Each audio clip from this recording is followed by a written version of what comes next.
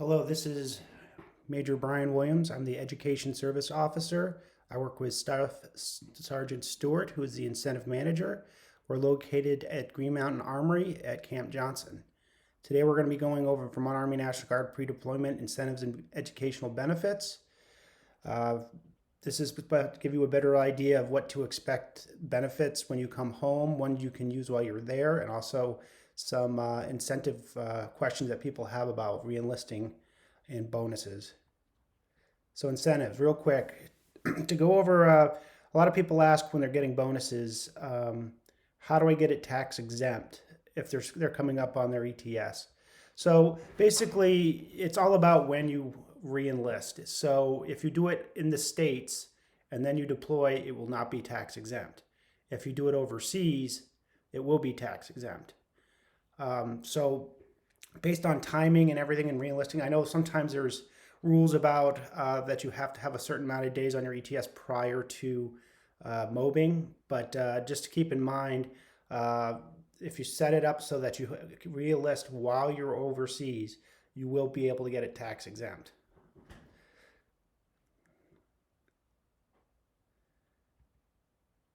Okay, so GI Bill benefits. Okay, so most of you, if you've never deployed before or were not active duty or AGR, you have the Chapter 1606, which is the Select Reserve GI Bill. So this is basically your M-Day soldier who enlists for 6 years and completes AIT. They get 36 months of around roughly $400 a month. So the one that everybody wants to get is the Chapter 33, and we'll go into it in a second what it consists of. But it's basically if you're active duty, AGR, or you have deployed under Title 10 or certain Title 32 situations, you then become eligible for the post 9/11 GI Bill. Now, the post 9/11 GI Bill is the only GI Bill that can transfer, which is called TAB, Transfer Education Benefits, which we'll hit on later. But some other benefits that you might just want to be aware of, especially if you're deploying and you have some downtime to work on a degree, federal tuitions assistance, 250 per credit hour. A lot of private schools like Champlain in the area lower their rate to 250 per credit hour so that FTA would cover it. Other ones like Post University online, another online course, they charge 250 an hour for credit hour.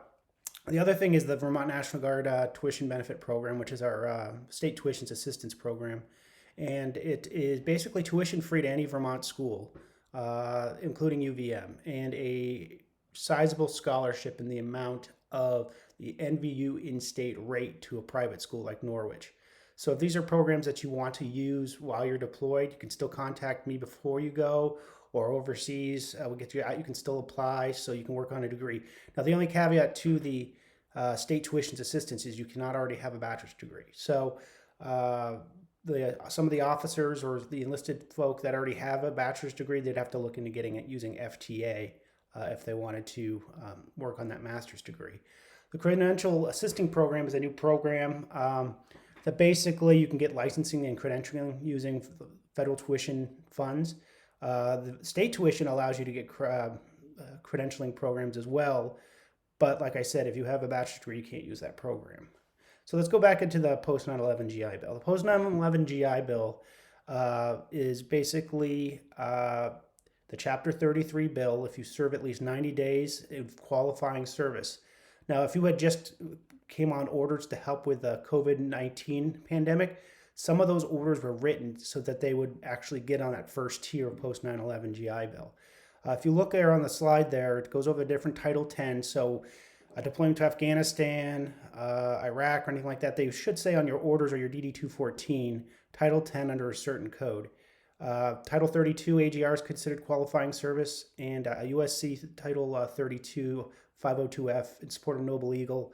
And also there was the ones for the COVID-19, which were considered qualifying service. So basically what it is it puts you at a tier. So a typical deployment of a year will put you at the 60% tier. If you have already deployed or active duty, it just builds up that tier. So what you get is based on the 100% if you're in the 100% tier. So 25,162.14 annually at the 100% tier. So if this is your first deployment, you would get 60% of that towards tuition. It's all based on your tier level. So if this is your second deployment, maybe it puts you at the 80%. So you get 80% of that. Talking about yellow ribbon schools, if you're at the 100% rate tier for post 9/11, the school dropped their tuition rate to that 25,116.14, so that it would be completely covered. So what else do you get with the post 9/11 GI Bill? Well, you also get a housing allowance. So again, this is based on your tier level. BAH with E5 with dependents is what it is, based on the zip code of the school. Now, if it's a service member and you had transferred this to your spouse, you cannot draw BAH twice. So if it's to a child, they will be able to get that housing allowance based on the tier level of the service member. But you cannot draw, your spouse won't be able to draw BAH, and you won't be able to draw BAH. Online classes, they give you a flat rate based on the 100% tier. It's $916.50 right now. And that seems to be going up every year, but for the FY21, that's what it's looking like now. You also get a book allowance, $1,000 per credit hour. $1,000 for book allowance. And that's based on your tier. So if you were at 60% tier, you would get $600. So that's every year you would get that for books. Delimiting date, that's when basically this benefit expires. But if you have qualifying service, like this is your first deployment, and it's obviously past 1 January 2013, it doesn't expire, and that goes for you and your spouse. For your child, they have till the age of 26 to use it. So a lot of the people who deployed to Afghanistan in 2010, they have 15 years to use that. So they're coming up on that to use that benefit. Basically, it resets when they get more qualifying service. Well, they'll get the forever GI Bill if you're deploying in a qualifying service area on this deployment. So the big thing that I want to talk about is transfer of education benefits. Now, I get a lot of people who call up after they've already got out of the military saying that they want to transfer their benefit. Unfortunately, you could only do it while you're serving in the military. So when you guys get home, a lot of people get home-itis, and they just sit through briefings and they just don't catch it or what have you. But you need to transfer your education benefit while you are still in the service. Now, they look at this not as an entitlement, but a retention tool. So that means you're going to have 4 years to your ETS for it to be approved. So what will happen is if you go into MilConnect and you go ahead and transfer your benefit, and you still haven't extended to have 4 years, it'll go into like a 70-day holding pattern waiting for you to extend, and if not, it drops out. So you need to have at least 4 years, and you need to complete it. So if you transfer your benefit and your spouse starts using it and you got out at 3 years instead of the 4 years, they will recoup the money. So just keep that in mind. When you transfer your benefit, keep track of the dates. It actually starts on the day you initiate the transfer. So as soon as you become eligible for post 9/11, go right into MilConnect and transfer your education benefit. You can give my office a call anytime, and we can talk you through it. All you need is a CAT card, and it really takes minutes to get it done. So again, I'm stressing it must be initiated while you're still in the armed forces. Okay, so what do you get when you transfer? They get the 36 months. So you basically, anyone who's a dependent in DEERS will show up on your MilConnect, and you have 36 months, if you haven't used any of it already, to divvy out among your dependents. I recommend give everybody at least 1 month.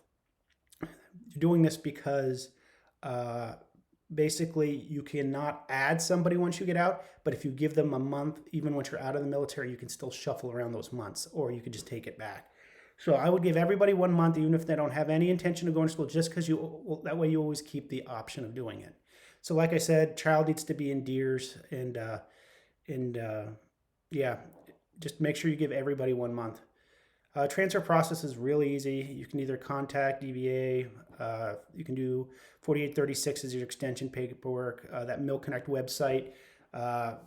it's literally you log on. It's on the left-hand side of the screen, third button down, My Education Benefits, and then you can transfer them from there.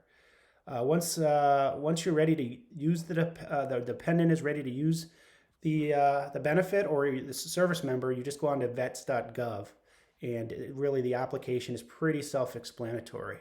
So all you need is the information school, and basically also the housing allowance. The service member gets to decide where that is deposited. So like if you have a child who's going to school, let's say at UVM, and they're living at home, they're still entitled to that housing allowance, but you could be like, well, I'm going to put this in a separate bank account and let them or another child use it or something like that. So just keep that in mind, that that housing allowance, the service member gets to decide where it goes. And if you're interested in wanting to know more about these programs, here are the links. Again, you can call the education office anytime. We're over at Camp Johnson. My number is 802-338-3378. Sergeant Stewart or myself are always there. And I have my phone forwarded to my cell when I'm not in the office. So I don't have any problem talking to spouses or children. If they have any questions, I don't have to talk to the service member. So if you have any questions, please give us a call. Here's our information. John Berube, he's out of New Hampshire. He manages the FTA and credentialing assistance programs. Great resource. He knows everything of that GI Bill as well, and he's familiar with our state tuition assistance. So you can either contact him, myself, or Sergeant Stewart. So if there's any questions, go ahead and contact us. And thank you.